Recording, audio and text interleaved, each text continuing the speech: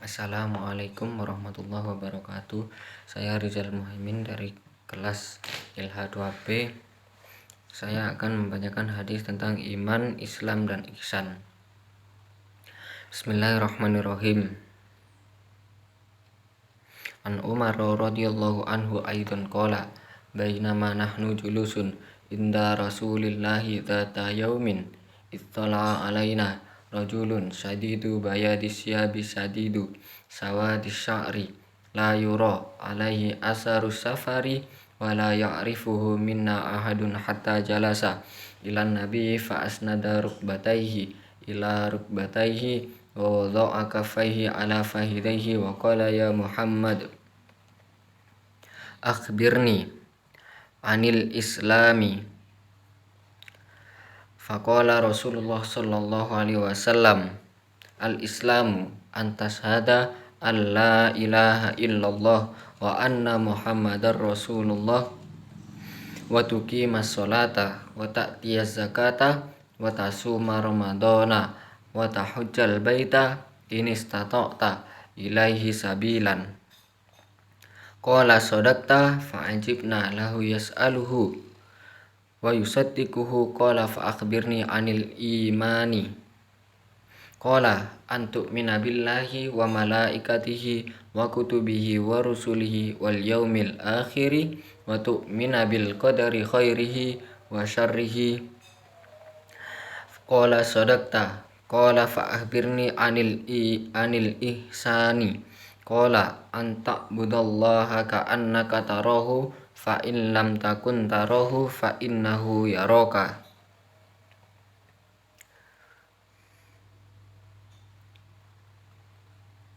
Qala fa akhbirni anis sa'ati. Qala mal mas'ulu anha bi'a'lama minas sa'ili. Qala fa akhbirni an amaratiha. Qala antalidal amatu rabbataha wa antaral hufatal uratal alatari'a asyai yatatawwaluna fil bunyani thumman talaqa falabistu maliyan summa qala ya Umaru atadri manis sailu. Qultu Allahu wa rasuluhu a'lamu. Qala innahu Jibrilu atakum yu'allimukum dinakum. Rawahu Muslim. Arti dari hadis di atas tersebut, dari Umar radhiyallahu anhu juga dia berkata, ketika kami duduk di sisi Rasulullah sallallahu alaihi wasallam, suatu hari tiba-tiba datanglah seorang laki-laki yang mengenakan baju yang sangat putih dan berambut sangat hitam. Tidak tampak padanya bekas-bekas perjalanan jauh dan tidak ada seorang pun di antara kami yang mengenalnya. Hingga kemudian dia duduk di hadapan Nabi lalu menempelkan kedua lututnya kepada lututnya Nabi Rasulullah sallallahu alaihi wasallam seraya berkata, "Ya Muhammad, beritahu aku tentang Islam." Maka bersabdalah Rasulullah sallallahu alaihi wasallam, "Islam adalah engkau bersaksi bahwa tidak ada Allah, tidak ada ilah dalam kurung Tuhan yang disembah selain Allah, dan bahwa Nabi Muhammad adalah utusan Allah. Engkau mendirikan sholat, menunaikan zakat, puasa Ramadan, dan pergi haji jika mampu."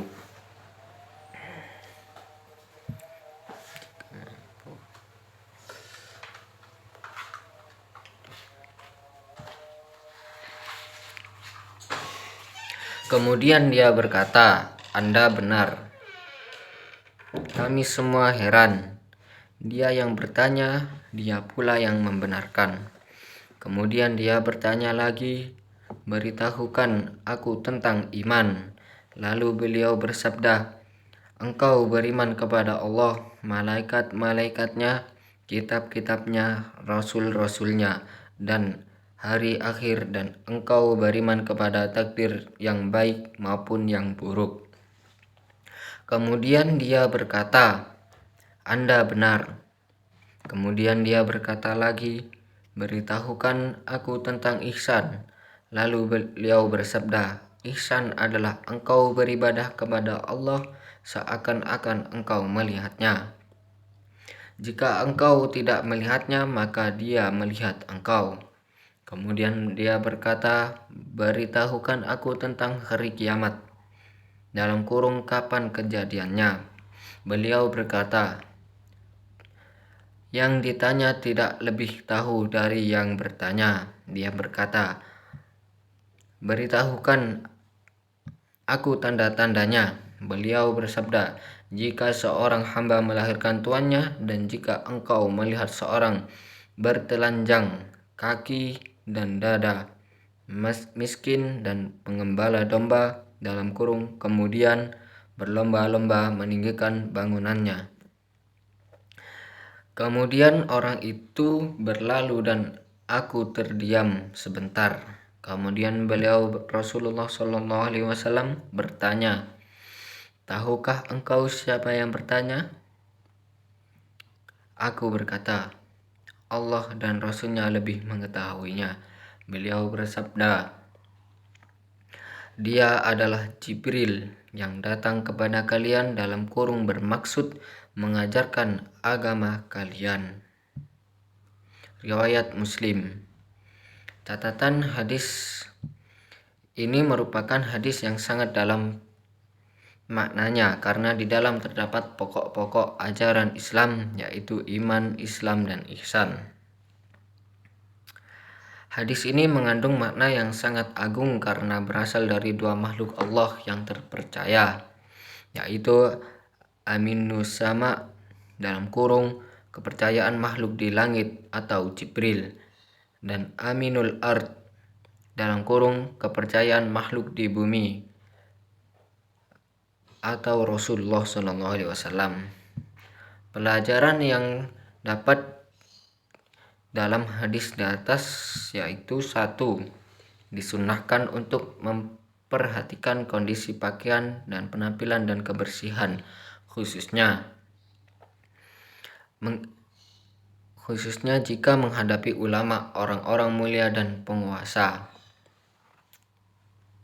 2. Siapa yang menghadiri majelis ilmu dan menangkap bahwa orang-orang yang hadir butuh untuk mengetahui sesuatu masalah dan tidak ada seorang pun yang bertanya, maka wajib baginya bertanya tentang hal tersebut meskipun dia mengetahuinya agar peserta yang hadir dapat mengambil manfaat darinya. 3.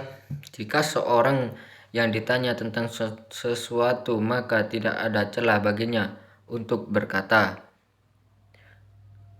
dan hal tersebut tidak mengurangi kedudukannya. 4. Kemungkinan malaikat tampil dalam berwujud manusia. 5. Termasuk tanda hari kiamat adalah banyaknya pembangkangan terhadap kedua orang tua, sehingga anak-anak memperlakukan kedua orang tuanya sebagaimana seorang tuan memperlakukan hambanya. 6. Tidak disukainya mendirikan bangunan yang tinggi dan membaguskannya sepanjang tidak ada kebutuhan. 7. Di dalamnya terdapat dalil bahwa perkara gaib tidak ada yang mengetahuinya selain Allah Ta'ala. 8. Di dalamnya terdapat keterangan tentang adab dan cara duduk dalam majelis ilmu.